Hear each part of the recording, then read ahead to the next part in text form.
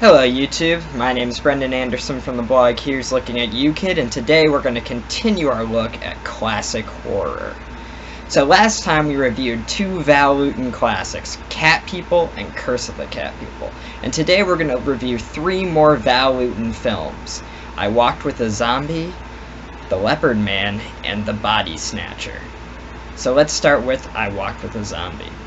Now, if you're wondering who Val Lewton is, why I'm reviewing classic horror movies, and what this series of reviews is about, you may want to click the link below and watch the first video review, where I give a lot of background about the importance of Val Lewton, where he stands in the horror genre, and what I'm going to attempt to do with all these classic movie reviews.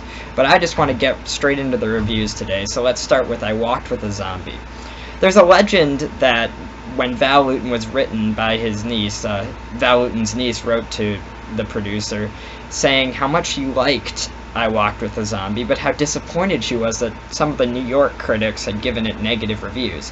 To which Val Lewton apparently replied, "Well, I can't blame them. I don't know how I'd ever give a good review to a movie titled I Walked with a Zombie."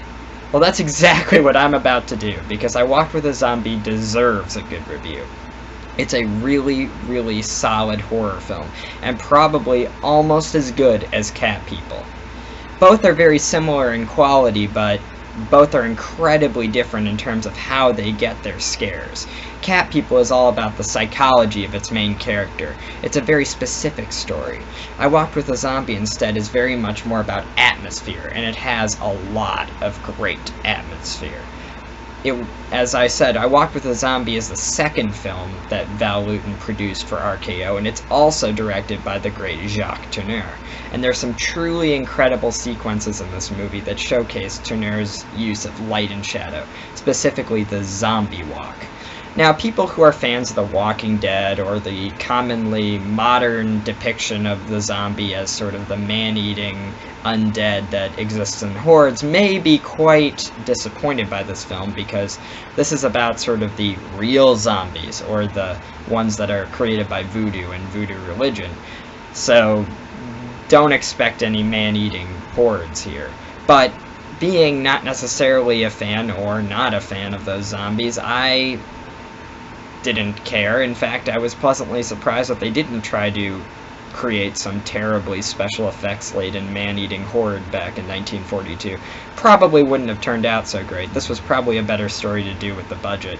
And once again, Lewton and Tourneur really, you can't tell this is a B-movie. Aside from the fact that it's wonderfully short and has a lot of tight pacing, the sets and the design and the way they use the lighting is A quality, if not higher, just absolutely top-notch, the whole film. The acting is really good. Frances D, who plays sort of the nurse, the heroine of this film, does a fantastic job as sort of the person who's given a window into this Caribbean world of intrigue and voodoo and zombies, and Tom Conway plays this perfect Byronic hero. The story of I Walked with a Zombie is actually partially based on Jane Eyre, which is kind of funny. While watching it, I'm like, man, this is exactly what I was thinking in high school English when I was reading Jane Eyre. You know, reading this book is good, but wouldn't it be better with some zombies in it? And I Walked with a Zombie makes the case for that. This film is fantastic. It's not completely Jane Eyre, but it definitely has a lot of elements of that story, but it has zombies in it, which of course makes it cooler and a little more pulpy and a lot more fun. So definitely check this film out. It really is incredible. If you don't believe me, just see the 92% Rotten Tomatoes score this film got, same as Cat People, and you'll realize that really it is critically acclaimed. A British publication actually named it one of the top 100 horror films of all time. It's just a movie you really should see for yourself, and since it's only a little over an hour in length, it won't take too much time, but it'll give you the best hour and 10 minutes you'll have all Halloween season, aside from maybe if you watch another one of the titles that I'm going to review. So check I Walked with a Zombie out. I give it a 4.5 out of 5. The Leopard Man is the third and the last of the Val Lewton-Tourneur combinations. It was the third movie in the cycle of horror movies that Lewton produced, and it was the last one that Tourneur directed. It's also the weakest entry. This is really an interesting and tough film for me to review, in the sense that it's a film that has a kind of poor plot, but incredible execution.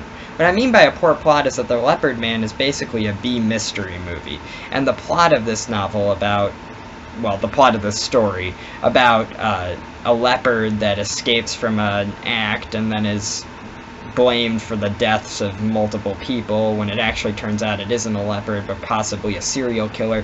The plot has been tread over so many times since then that while it may have been innovative at the time, it isn't innovative today. You can probably see that plot once a week on some sort of terrible CBS police procedural. But as a film executed with Tourneur's signature style of light and shadow, it really is something to experience. Some of the sequences in The Leopard Man are some of the scariest of any of the Lewton films I've seen so far, and really stand out. So, is it a great film? Is it a good film, or is it a bad film? Well, I'd say it has about a 3-star plot and a 5-star execution. The cast is good, but nothing to write home about. The characters are, you know, okay. Lewton and the screenwriter definitely try to give some life and extra character attributes to these sort of sketches that they have to deal with, but they don't end up really giving them that much, because we can see right through the plot. But overall, The Leopard Man has some incredible sequences, which is why directors like William Friedkin have been influenced by it. William Friedkin actually provides the commentary track on the DVD, and he's the director of arguably the scariest film of all time, The Exorcist. So he definitely has a lot of credentials when it comes to these horror movies, and he thinks The Leopard Man's a great horror film, and I think it has a lot of great horror sequences. I don't think necessarily in terms of plot, though. It's up there with the other 2 collaborations, which were Cat People and I Walked with a Zombie. So overall, I give The Leopard Man about a 4 out of 5. Next we have The Body Snatcher, which comes towards the end of Lewton's horror films. Lewton made 9 horror films for RKO, and the last 3 star Boris Karloff. Boris Karloff, of course, is like the king of classic horror. When you think of a classic black and white horror actor, you think of Boris Karloff. He was in practically everything, and he loved being typecast. He was one of the rare people that actually thought that typecasting was great for him, because it always meant he had a job. And here he's being typecast again as a body snatcher, a gravedigger for doctors. It's based on a Robert Louis Stevenson short story, and it actually has the opposite problem that The Leopard Man has. The Body Snatcher is a film in which the horror scares are not as frequent, but the plot is quite decent. The idea of doctors and the way that they did things in that century, and the sort of restrictions that were put on them when it came to cadavers and teaching medical school and that sort of stuff, is a great backdrop. And Karloff plays this wonderfully creepy character with a great past. And really, everything unfolds quite well and comes together as a plot. It just isn't all that scary. There aren't too many sequences. There's a lot of great gothic horror, though, so I can't say it isn't scary, but it doesn't have the quality of, you know, chills that some of the other ones do. It's almost up there, though. It makes it very close. The acting is uniformly excellent, and you'll even notice that Bela Lugosi is even in this movie. So you do have a scene in which Karloff and Lugosi are together on screen, which is always awesome. They made a couple other movies together. This one is probably not their best collaboration. It's kind of short and not all that great, even though Lugosi is billed second. He's like the 5th most important character of the movie, so he doesn't appear very much, but it's still very cool to see these 2 horror icons in a really fantastic Val Lewton film. I give The Body Snatcher about a 4 out of 5. It's fantastic, really, in a lot of ways. It just isn't really up to this. It's not as innovative as maybe the Tourneur films that I was talking about, but it's very, very good. What I've seen, though, throughout watching these Lewton horror films is just how uniformly excellent they are. As pieces of little B-movies, these are absolutely fantastic. You really can't go wrong. For a great old fall evening, these do the trick. They're fantastic, and they're definitely worth checking out. Do not let the fact that they're old and black and white keep you from really experiencing some of these awesome joys that come with watching these. And the other thing is that, you know, it really demonstrates the quality of the studio system of that era in a lot of ways, you know. There's a tendency in modern film history to sort of berate the Hollywood studio system of the 30s and 40s, but really, it was an excellent time period when a lot of great stuff was made, and just showing how good these movies are demonstrates that even in a B unit, with a B producer and what were considered B directors, the studio system could crank out some really great movies. So all of these movies are recommended. And stay tuned, because the next video I do, I'm going to wrap it up with the final 4 Luton films, and then we're going to move on to Universal Monsters. Don't forget to click the link down below for my blog, Here's Looking at You Kid. I'm going to have my review of the highly anticipated, highly hyped, and very much critically acclaimed movie Gravity coming towards you this weekend, so that's going to be fantastic.